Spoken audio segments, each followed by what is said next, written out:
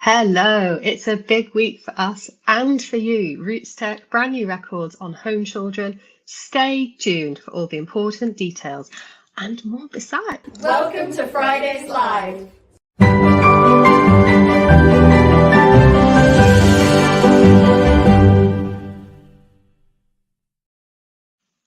Hello, everybody. Welcome back to Fridays Live. It is that time of the week where we come together and chat about family history, and we bring you the latest from our past updates, and we share in all of our achievements, not just ours, but yours as well. It's a place for you to connect with each other, for us to connect with you. It's a wonderful place. My name's Ellie. I'm social media manager here at Findmypast. Please introduce yourself in the comments, say where you're tuning in from today, say what you've been working on this week.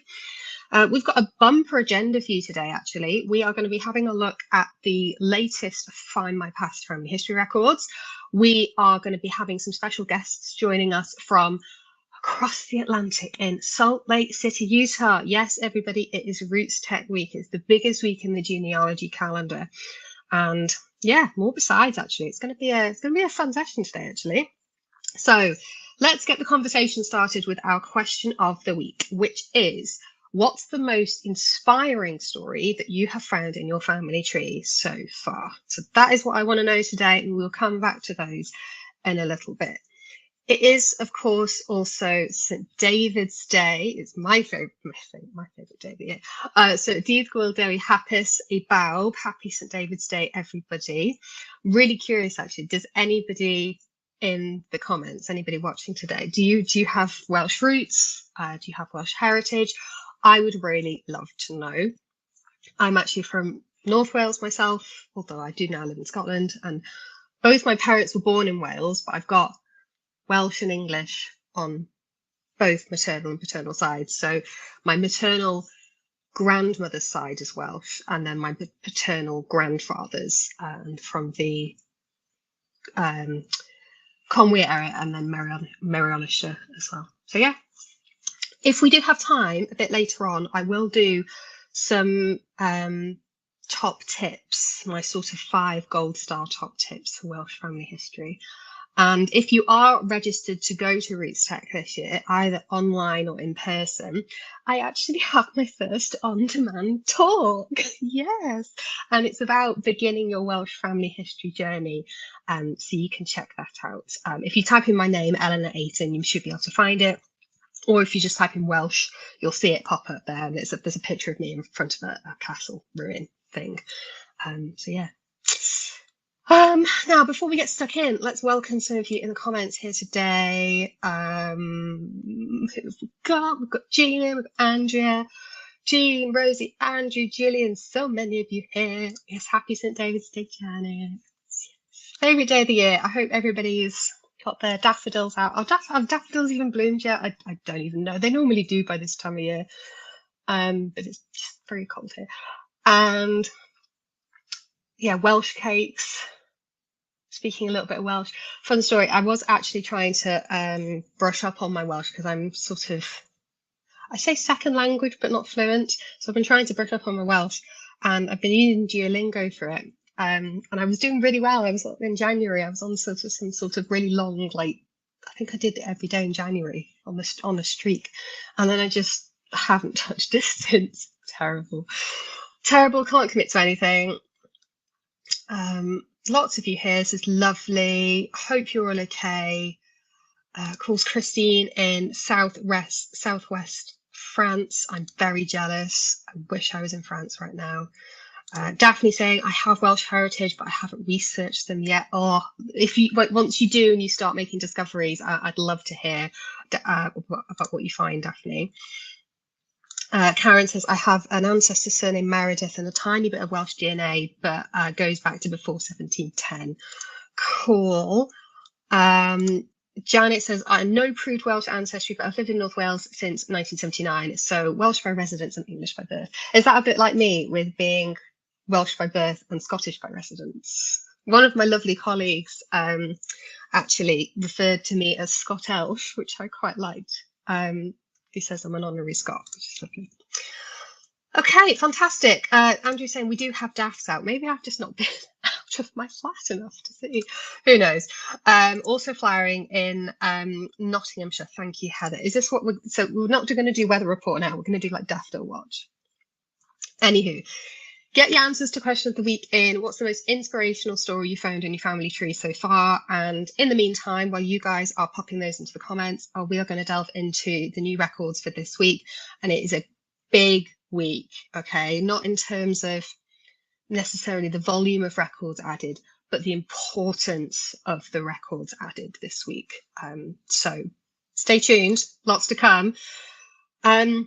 I'm going to introduce them. I'm going to delve into them a little bit, but do stick around if you can from about 1:30, because we're going to have Jen and Rose, who are over in Salt Lake City at the moment, flying the flag for Findmypast. I don't think there's actually a flag. Maybe we should get a flag.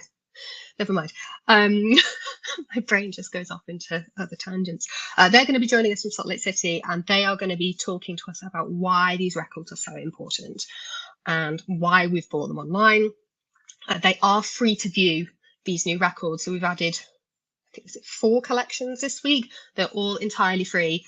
The only thing you need is to be logged into a free Findmypast account, and then you can explore them. You don't need a subscription. So let's just do a little bit of contextual setting at the moment, because all the records this week are around home children. But if you've never heard the term before, let's just briefly talk about what that means. So home children is a term used to identify and designate thousands of children who were sent to Commonwealth countries from around the middle of the 1800s until after the Second World War. Sometimes they're often referred to as Britain's child migrants as well. There's something like 130,000 at least. There may have been more, ranging from about 2 years old up until the age of about 18. And the stats are something like only about 12% were actually true orphans, because the idea was they sent out at-risk children from things like workhouses and orphanages, for example. And there's some estimate that says that there could be around 4 million descendants of home children around the world today, which is just staggering when you think about it. Now, when these children got to Commonwealth countries, I mean, we're going to be specifically talking about Canada today, but some of them were adopted into families and they lived out a happy childhood, but not all of them were that lucky. And the reality for many of them was a life of hard labour, servitude, and many were moved from farm to farm and to different state-run facilities. Many of them were separated from their siblings, potentially subject to abuse as well. And you might think, oh, but this is quite sad, and this is quite a little dark part of history, etc. But actually, that's why it's so important, right? So we believe at Findmypast that every story matters. And while migration schemes like this, forced migration in essence, it's a sensitive area of history, right? Of our shared history. But their stories are so important to tell nonetheless. Nonetheless. So we've bought these online in partnership with Libraries and Archives Canada and Home Children Canada, and also the National Archives at Kew. So there's 4 different record collections to think about here. So the first one are the Home Children Inspection Reports. There are over 25,000 of these, and between around 1913 and 1932, there were Canadian immigration officials who would visit some of these placed British home children in their foster homes. So these cards document that history, but important to note, this wasn't always accurate, what they recorded. So these have images and transcriptions, and you might find a child's name, their age, the year they emigrated, the union they came from, and when I say union, I mean like a poor law union or a workhouse.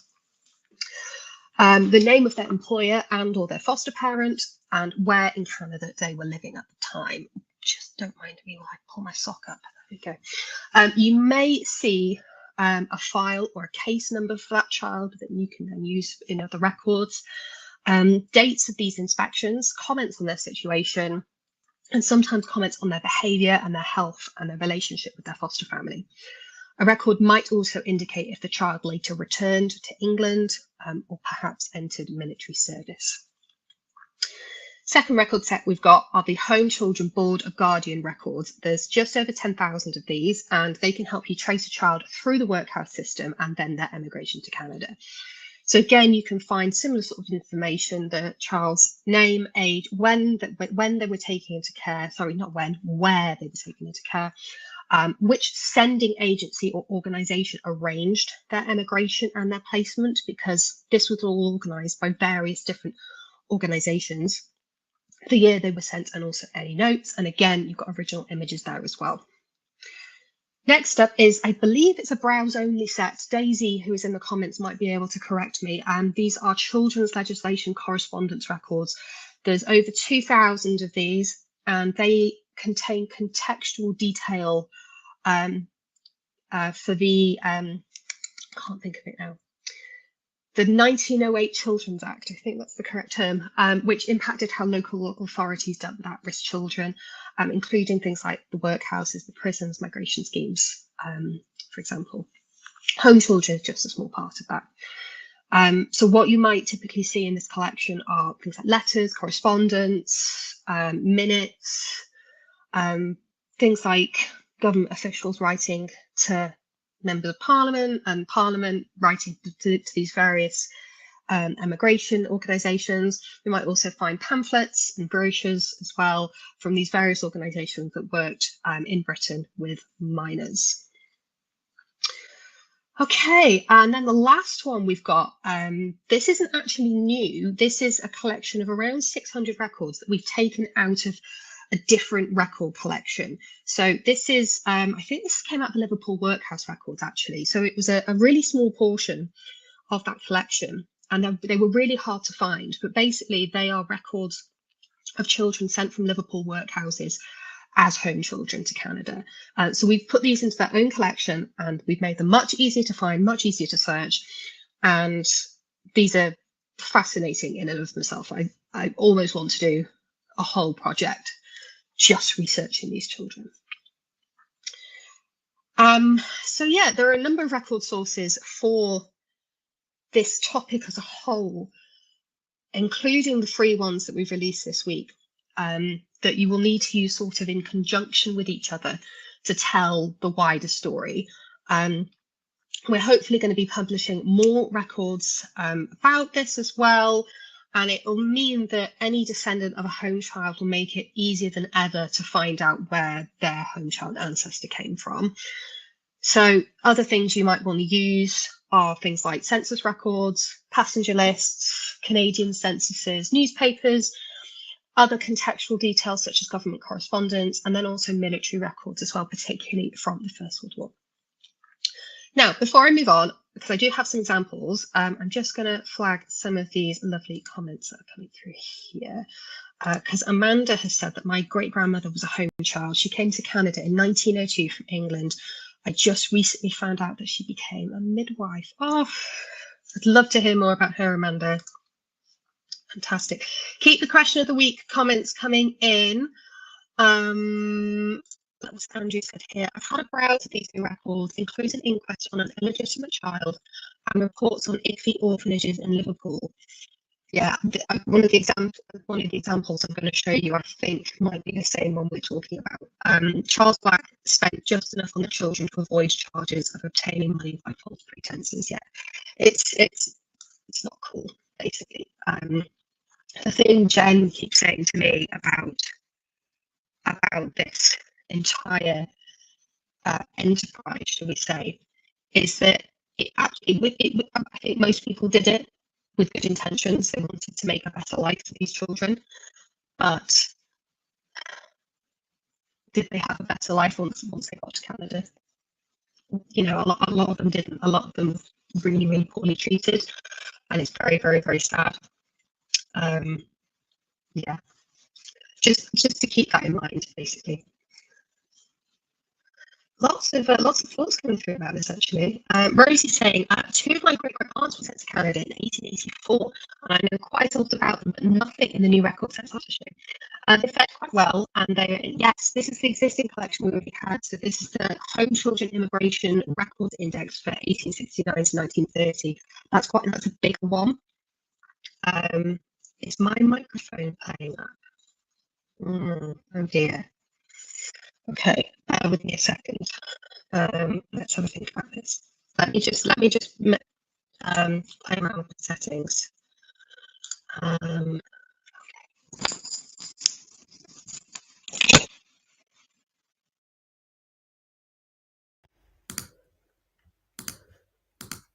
Right, can I get some thumbs up that you guys can hear me? Because I've just taken my headphones out and I just want to make sure that you can hear me. Can hear me now? All okay? Lovely, right. We won't use the headphones. We won't use the headphones anymore. Okay, I thank you for letting me know, you guys.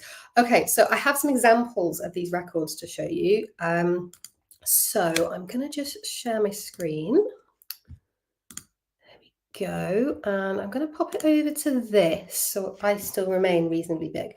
I've tried to make these as big as I can for you. You might not be able to see them very well.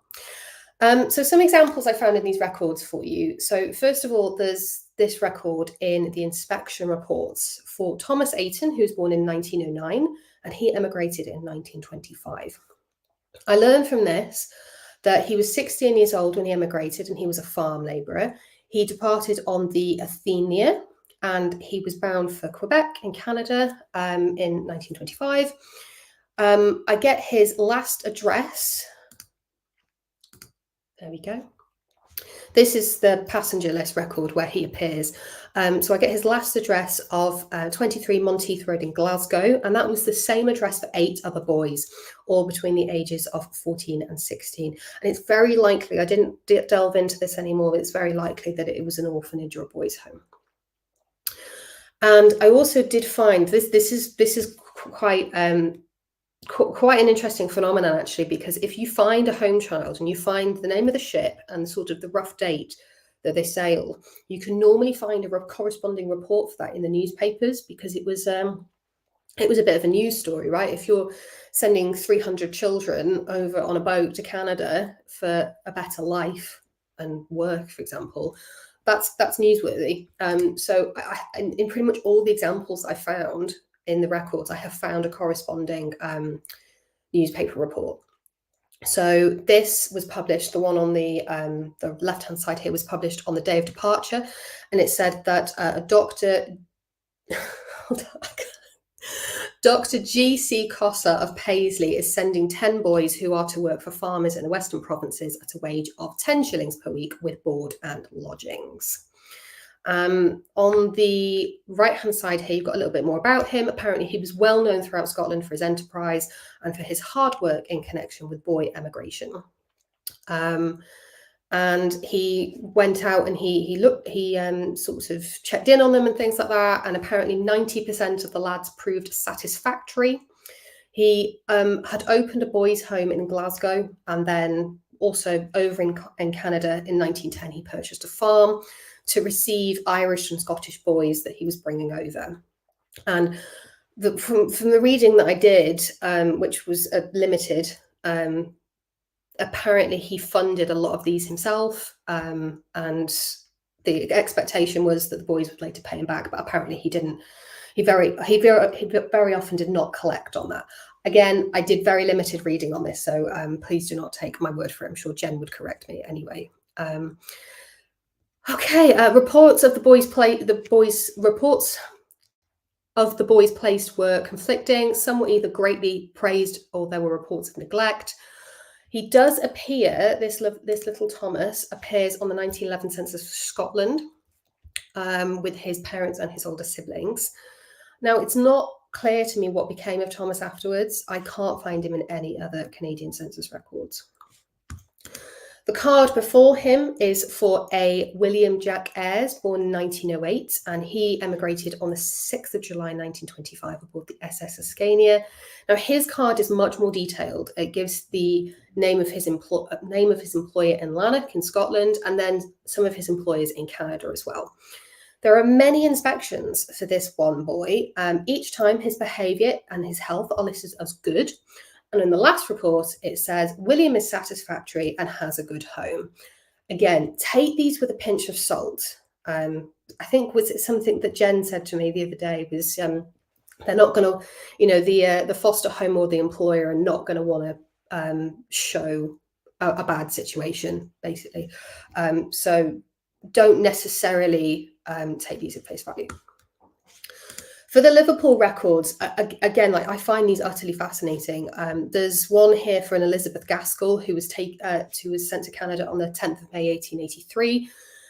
When you explore these records, the children are split into normally two sections. So you've got the Roman Catholic children and then you've got the Protestant children.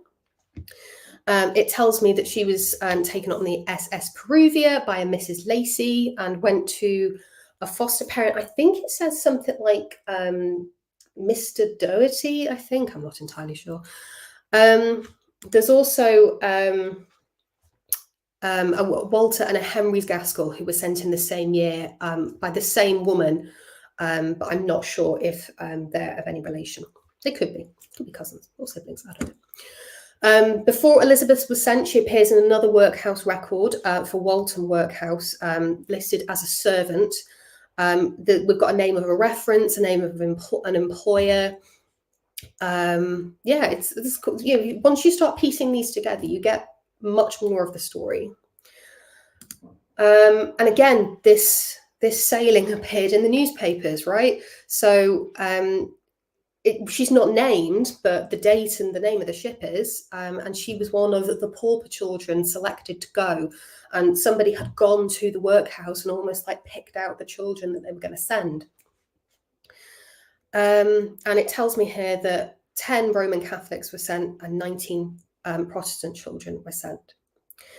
I think the last one I want to touch on is the legislation correspondence, and then I'll bring in Rose and Jen, who are patiently waiting for me to finish my little spiel here, because I can see them just waiting to be added.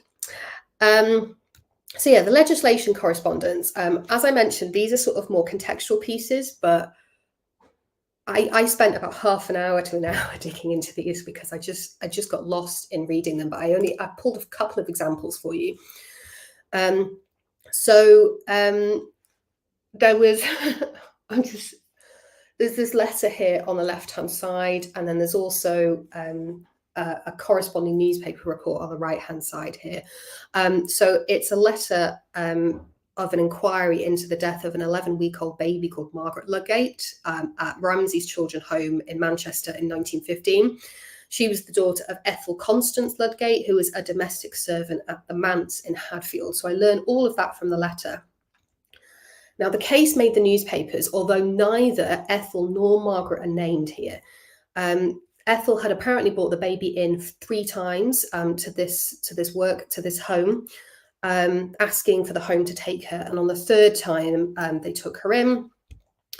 And it goes on beyond this. But basically, the child lost a lot of weight while she was in the home, and she apparently was very sickly. She was crying a lot, and then unfortunately she died following some convulsions.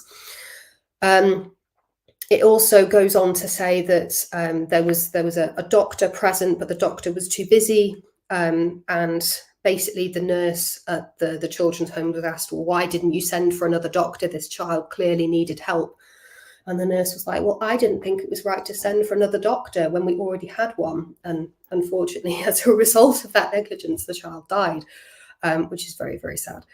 And another part, that newspaper article mentioned that, so this is in 1915, and apparently this home was not covered by the 1908 Children's Act. So that home was not inspected. And had that home been inspected, that sort of thing might have been caught and improved.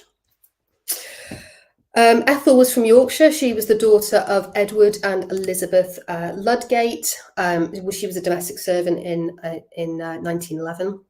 She did get married in 1920, and she was living in Derbyshire in 1921. So yeah, Long and short of it is, if you have a home child on your family tree, if you have a child on your family tree who disappears for no apparent reason, maybe you should consider. I just realised I was still throwing up Rosie's comment. I'm so sorry. I think we should just bring in my friends now, so I don't carry on babbling to myself.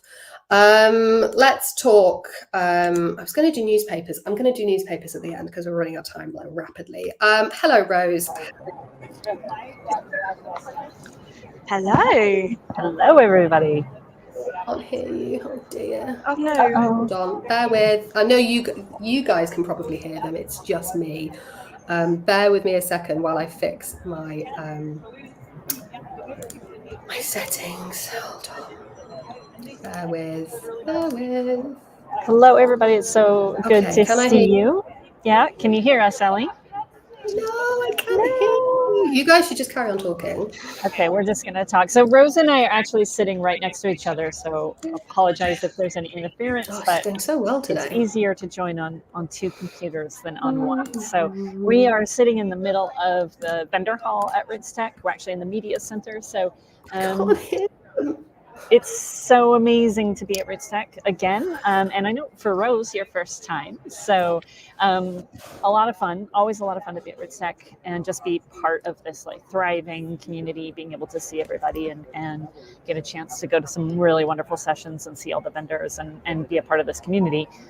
But it's also this incredible online experience for the people who can't be here in Utah with us. So we hope that everybody at home is enjoying all the sessions that are online and the keynote sessions. I'm particularly excited for tomorrow with Kristen Chenoweth because I've been a fan for a long time.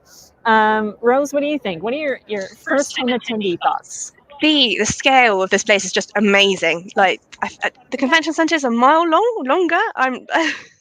I've done so much walking this week. I am beating sort of 10,000 steps and beyond. And I'm learning so much. I went to a talk yesterday by very own Mary McKee on the pauper records, poor law records, which you feed so nicely into the home children records. So, you know, I'm just learning so much, and it's a real privilege to be here. And I love the comment from Karen. It's the Three Musketeers. Can we rebrand, please?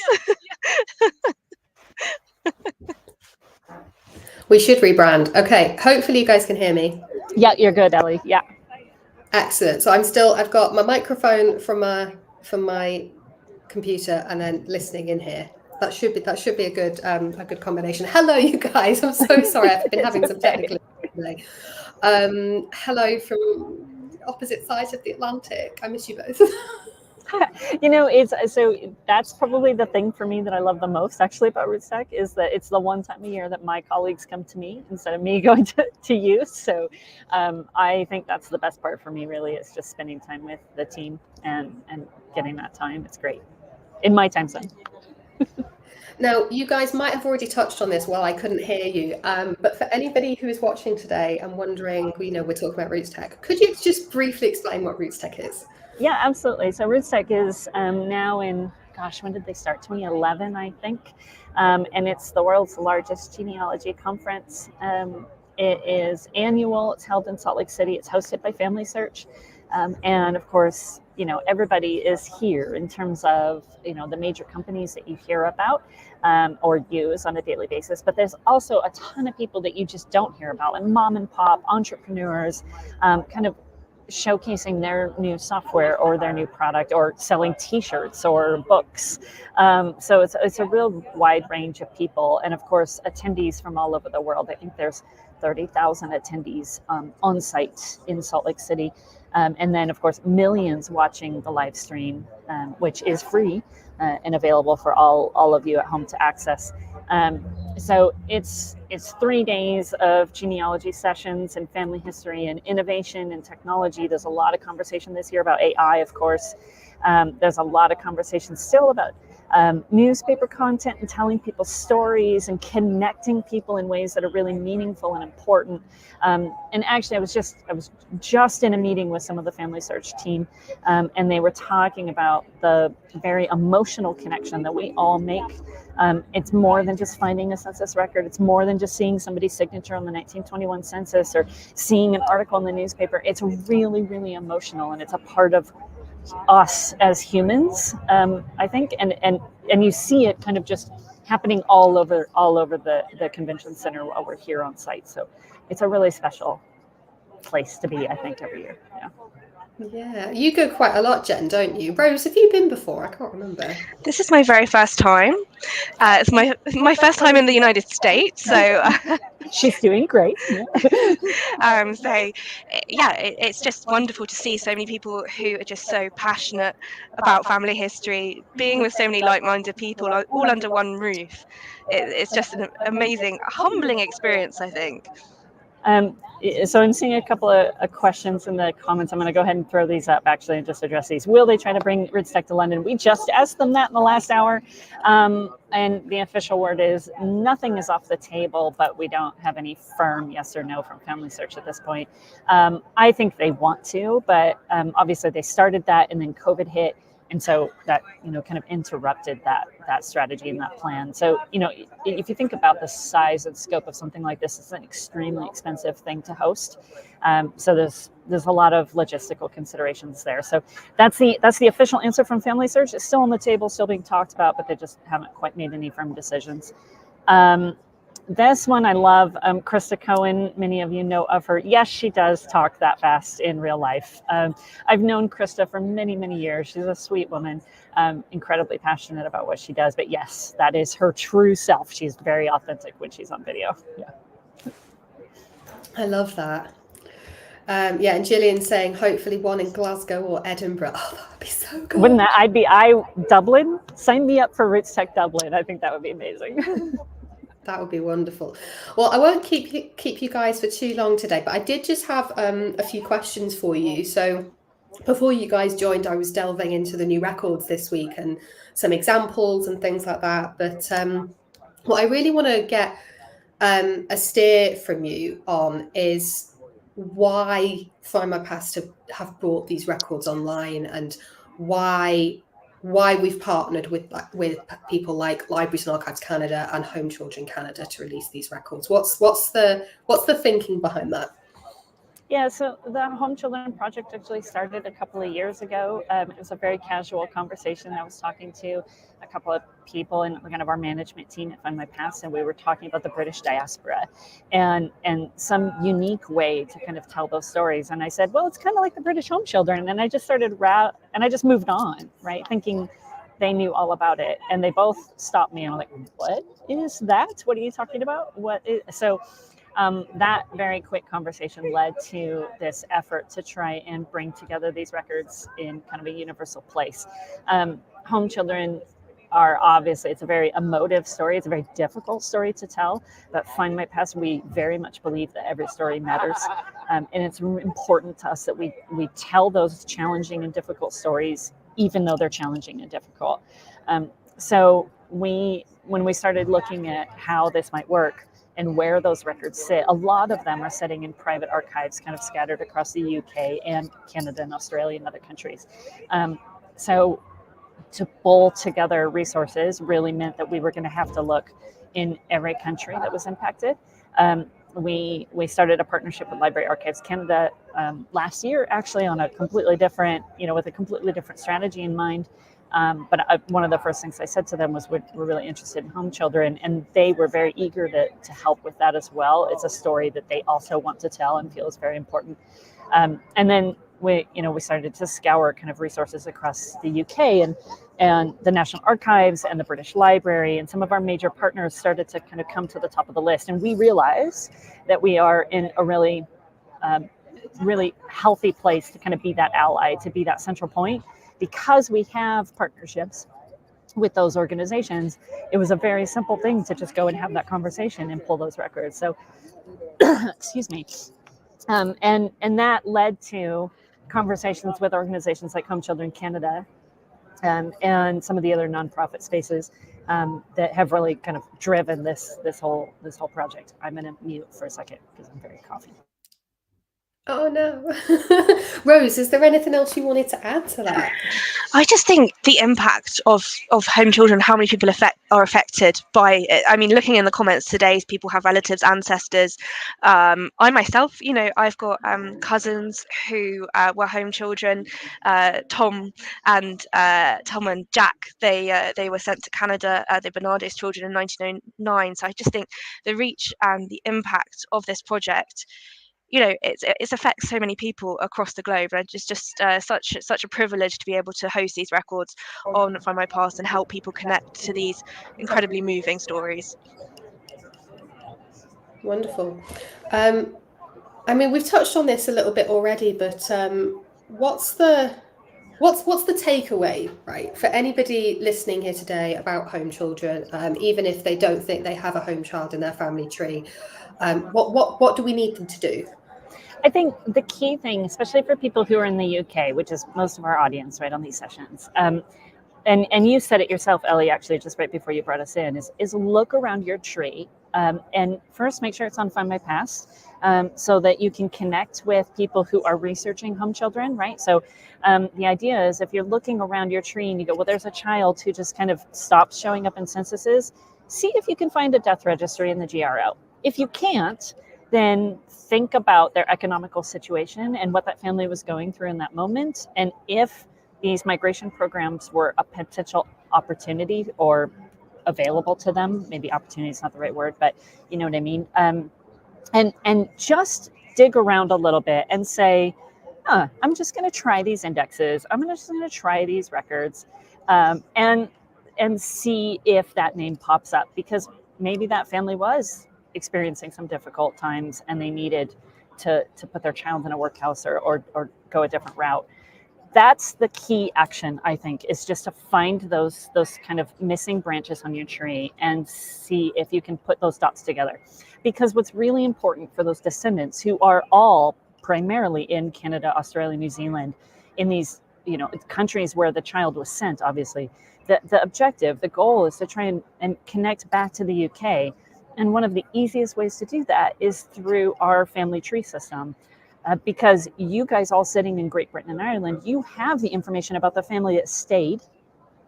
And the home children community was largely taught to be ashamed of their experience and ashamed of their background. So you have descendants today of these children who were never told, I was originally born in Liverpool and spent the first 6 years of my life in a workhouse, right? They just never shared that oral history.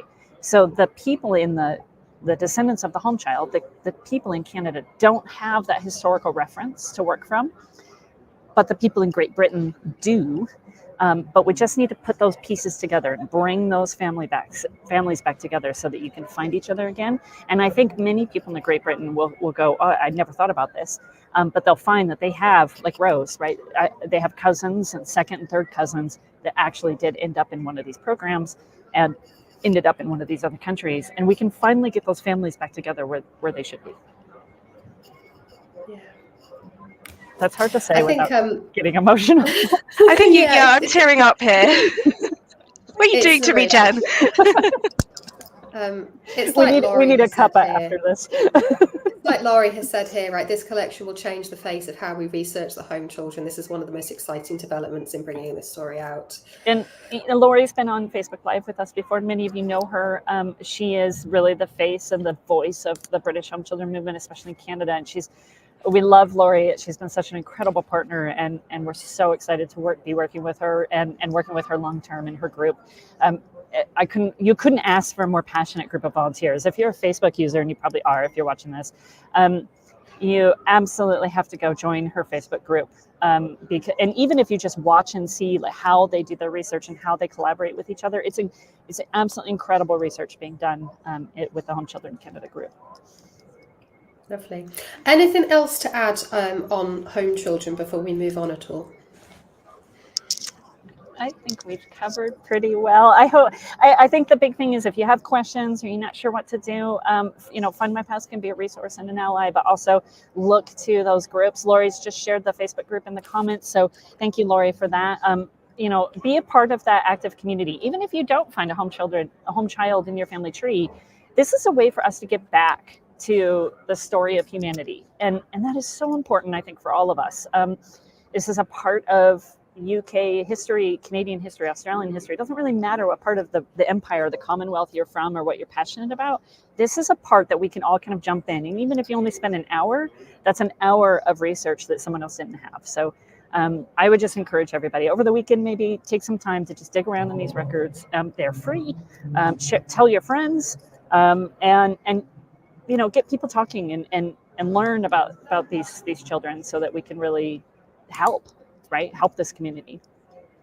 And one thing I think we should add is that there's more to come on the record side. Great. That's a great point. Yeah. We will be releasing more records, at least 2 more sets this calendar year. And then we have really big goals over the next couple of years. I actually had a meeting with the team at Library Archives Canada yesterday while we were here at RootsTech. And I gave them a whole another list of materials I want them to look at for us. So everybody's really excited about this. All of our partners are really excited to be a part of this, and it's just making a difference. It's making an impact, and everybody watching this has a chance to help with that. Wonderful. You can tell I feel very strongly about this particular project. I mean, this project has been your baby, Jen, for a few years now. So it's really, it must be really that's satisfying. Probably isn't the right word to see it come to fruition. I actually shared a post on my Facebook page this morning. I sat and stared at my phone for a while, and I actually don't have the right vocabulary to express what it's like to see this happen. I am going to start to cry, so I'm going to be quiet now. It's incredible. Let's move on. Can you guys tell me anything about exciting news that you can bring us up from RootsTech at all? Is there anything that we've not mentioned, for example? I've talked a lot. Do you want to start? Newspapers. That's something we're really shouting about, is our newspaper experience. I think it is pretty unique. Our advanced search, our clippings, our adding to the tree. I think this is something we're super proud of, and to share that with the wider community here at RootsTech. People are loving it. Yeah. And the collections has really been amazing. I love the collections on the newspapers. It's incredible.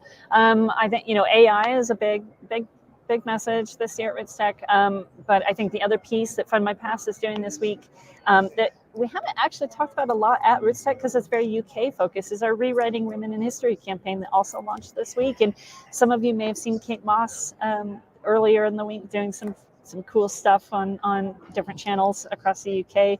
We're really excited to be working with the team at the Women's Non-Prize. Did I say that right? Women's Fiction Non-Prize. I don't know exactly what it's called. I couldn't say it last week on the live with Susanna.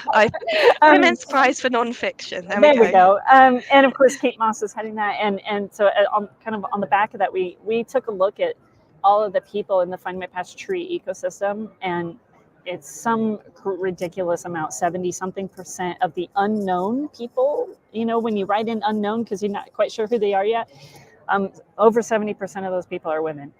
And that was a really not surprising, but also surprising at the same time kind of statistic to look at. And so we're now running an effort to try and get those women's stories told. And that's been an exciting one to talk about at RootsTech too, is just, can we, as a community, add 5 million more female names to the Findmypast tree in the next year? And we could start with home children who are girls. Tying everything together. Look at that. but you know what? You said earlier about if you can spend an hour this week looking at your family tree and seeing if there could be a home child to help somebody else across the pond make that connection that they didn't have previously, that you're giving back, right? It's the same sort of thing, right? You're giving back to help make sure that these women have their rightful place in history. It's that same sort of principle, isn't it? Yeah, definitely. Yeah.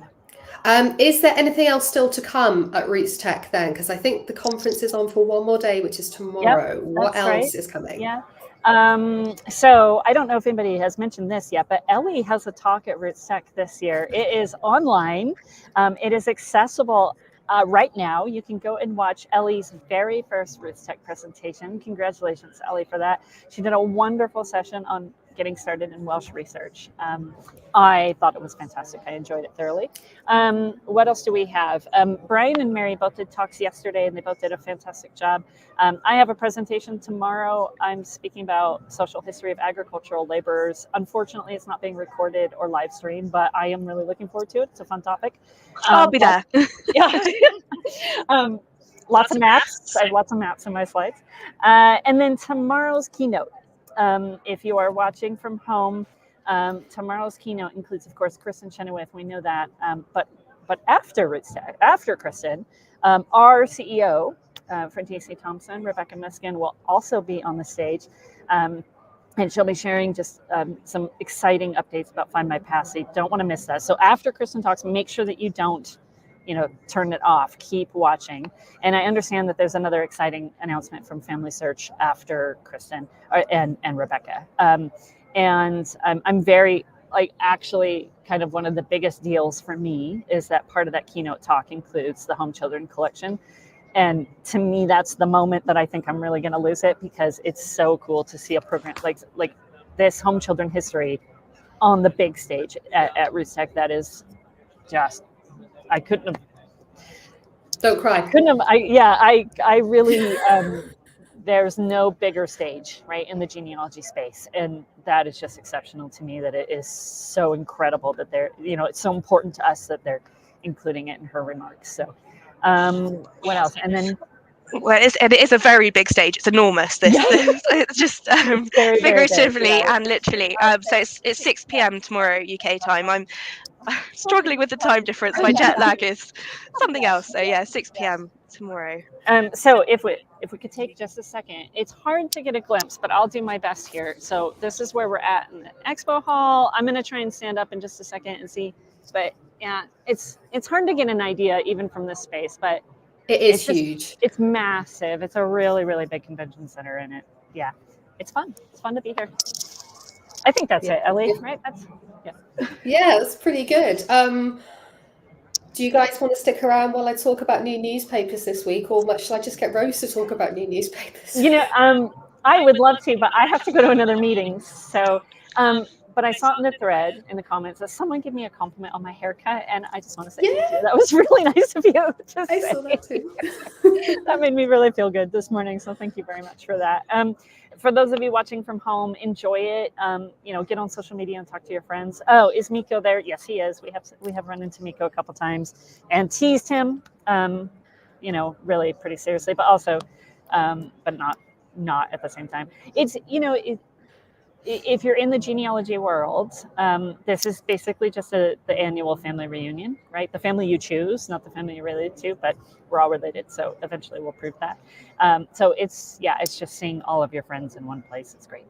Karen's going to come next year. Karen, you have made my day. That's fantastic. Please come. That would be amazing. Message me anytime if you need tips about how to survive in Utah. It's cool. A very dry one. So Jen, you're going to scooch. Rose, are you sticking around, or do you need to scooch? I'm sticking around. You said newspapers. I was like, off day. You knew what to do. Yeah. Thank you all so much for joining us. Great to see everybody this week. Thanks so much. We miss you, Jen. Bye. Oh, so nice.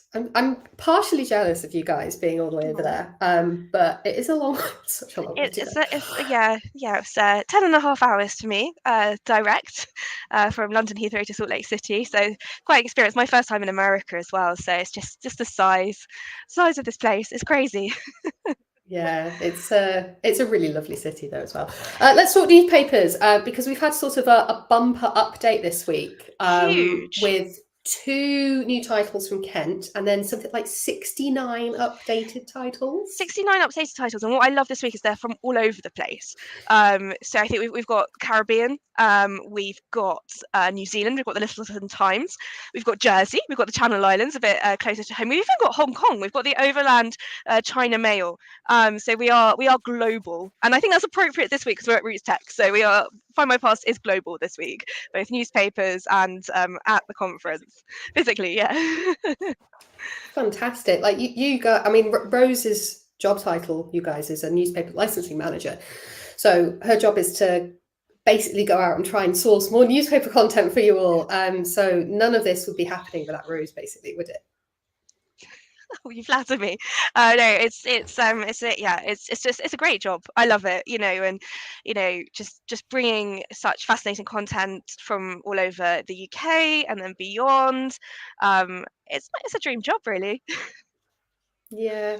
Is there anything that, so obviously we've got, fantastic team in Boston Spa who do scanning, and then we've got Dundee based people who do things like the data ingest. But is there anything that you are allowed to tease on what is coming up newspaper wise? Don't worry if you can't. I just thought I would ask. Yeah, so towards the end of March, so the week before Easter week, I suppose, we've got a very exciting big name joining us. So it's more of a magazine than a newspaper. It's going to be some pretty pictures. We're going to be really helpful with house history. Okay, I'm gonna. Shall I leave it at that? Yeah, I'm going to leave it as that. Yeah. Because we are super excited to have this title. It begins in 1897. I'm going to leave that there as well. 1897 is the start date, and hundreds of thousands of pages. So I think that's just going to be such an incredible Easter treat for us all. And I lined that up for the long Easter weekend, so we can dive in and have a browse. If you've got a bank holiday, some time off over Easter to have a look. Wonderful. Oh, I know what it is. I'm trying desperately not to say it. But I'm very excited for this title. Very excited. Yeah. And we're alongside that, we've got, lots of regional updates coming up. I'm super excited. We've got some Sussex titles coming up, so that's where I'm from. So I'm actually hoping to find myself, because we're going up into the 1990s for some of this more modern content as well. So there's just so much to look forward to in terms of newspapers, and also some newspapers. I think I can say as well that tying into home children too. So that's coming up as well. I can't give a date on that, but that's in the pipeline as well.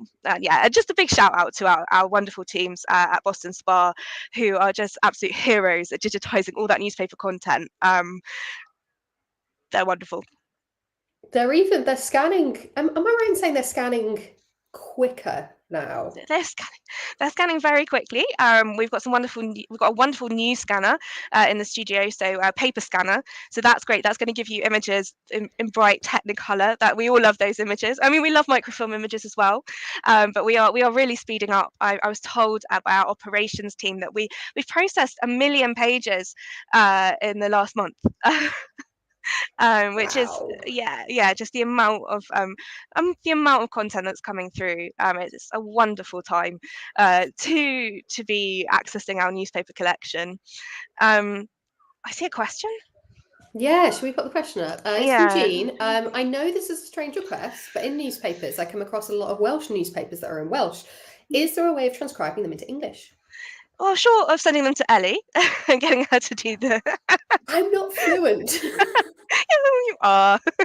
That's a really good question. So I actually rely on Google Translate. So if you can sort of copy the OCR text from the site just into Google Translate, that's probably the best option. That's what I do. When I've got to write about a Welsh newspaper, I'll just go to Google Translate.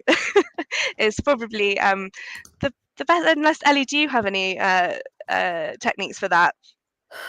No, but it's a thought-provoking question for somebody like me who understands a little bit of Welsh but not enough to be able to translate on the spot a full article. I want to go back to the newspapers team here at Findmypast now and just ask them about that to see if that's something that we could do. Yeah. Hypothetically. Yeah, I'm going to go and ask. we had quite a detailed conversation the other day about the different languages that we have as part of the newspaper collection. We did, yeah. Yeah, and this was a very long conversation because I kept thinking of new languages. So we've got a Jersey title which is in French. We do have some Indian titles as well. I think some Urdu or some Hindi included, and my favourite, which is it's a title called the Phonetic News. So it's a title that is written phonetically, so spelled as spoken, and it was this Victorian title, and it's bizarre. And yeah, so if we could work at translating those languages, maybe not the phonetic news, that's an outlier, but if we could work at bringing through those different languages, yeah, that's a challenge for us. Yeah, it's very exciting. Like, honestly, our newspaper offering at Findmypast is only going to get better. Okay, we have such an amazing team of people who are not only people like Rose and, you know, the scanning team who work to bring the newspapers in, but we have an amazing product and engineering team who are working to make it work better for you, make it a better experience. Some of you who've tuned in to hear people like Adrian and Chris and people like Martin, they are so mad keen on making the most of them. Mm-hmm. Yeah, so it's wonderful. Should we do a couple of questions of the week?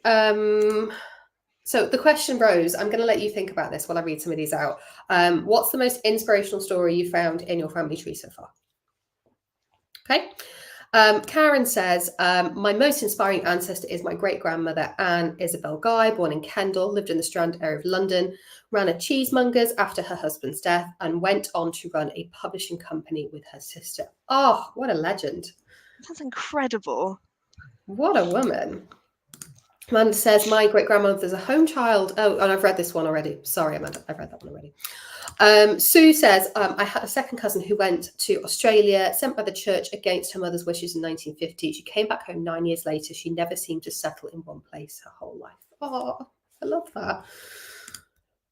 Christine says, in 1905, my great-grandmother was widowed in her early 20s, leaving 2 young daughters. She went away to work or board in a hospital, leaving the children with relatives. She saved enough to open her own grocer's shop and took the children back 5 years later. The shop survived until her death in 1948. Oh, brilliant. Lovely. So, Rose, can you answer question of the week?